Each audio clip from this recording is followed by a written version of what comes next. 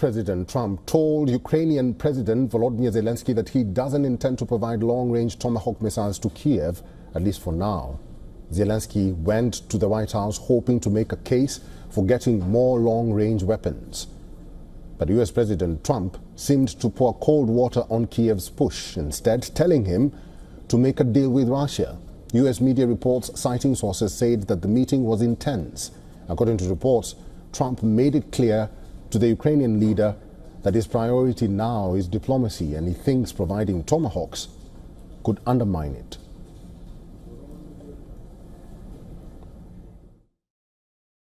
They're a very powerful weapon, but they're a very dangerous weapon, and it could mean big, escalation. It could mean a lot of bad things can happen. Tomahawks are a big deal, but one thing I have to say, we want Tomahawks also. We don't want to be giving away things that we need to protect our country. We have a very strong country right now. We have a strong military. We have the greatest military in the world. We have the greatest weapons in the world. I want to get this war over. Trump later said on social media that he told Zelensky that it is time to stop the killing and make a deal. Trump also appeared to suggest both sides should accept their current front lines. I met with President Zelensky, as you know, today, and we had a very good meeting, very cordial meeting. In my opinion, they should stop the war immediately.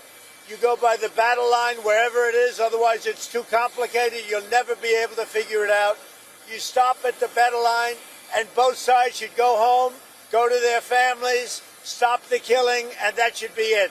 Stop right now at the battle line. I told that to President Zelensky. I told it to President Putin. Thank you very much, everybody. Trump appeared far more upbeat about prospects of a deal since his 2.5-hour call with Putin on Thursday, in which they agreed to meet in Budapest. Trump added that he believed Putin wants to end the war. What if? I think he will. I think that President Putin wants to end the war, or I wouldn't be talking this way. I think he wants to end the war. I spoke to him yesterday for 2.5 hours. We went through a lot of details. He wants to get it ended. I think that President Zelensky wants to get it ended. Now we have to get it done. First of all, I think we need to sit and speak. The second point, we need ceasefire. Even now, you see in the Middle East, it's very difficult to hold ceasefire. Everywhere, in every war, it's very difficult. We want peace. Putin doesn't want. That's why we need pressure on him. We will speak with President today what we need. Zelensky later told reporters that while he and Trump talked about long-range weapons, they decided that we do not speak about it because the U.S. doesn't want an escalation. Leaving today, are you more or less optimistic that you are going to get those Tomahawks? I'm realistic. That's not a yes or no. According to sources, Zelensky showed Trump maps of potential targets for strikes in Russia during the meeting. These maps showed pressure points in the Russian defenses and military economy that could be targeted in order to compel Putin to end the war. Zelensky also said that it is time for a ceasefire negotiations, but he appeared to stop short of embracing Trump's call for an immediate end to the war.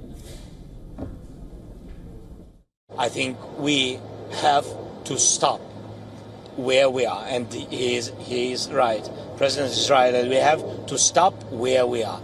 This is important, to stop where we are and then to speak.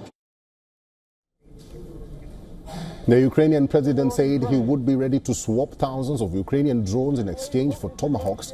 Zelensky went to Washington hoping to capitalize on Trump's growing frustration with Putin after a summit in Alaska failed to produce a breakthrough, but the Ukrainian left empty-handed as Trump eyes a fresh diplomatic breakthrough on the back of last week's Gaza peace deal. If you can convince Vladimir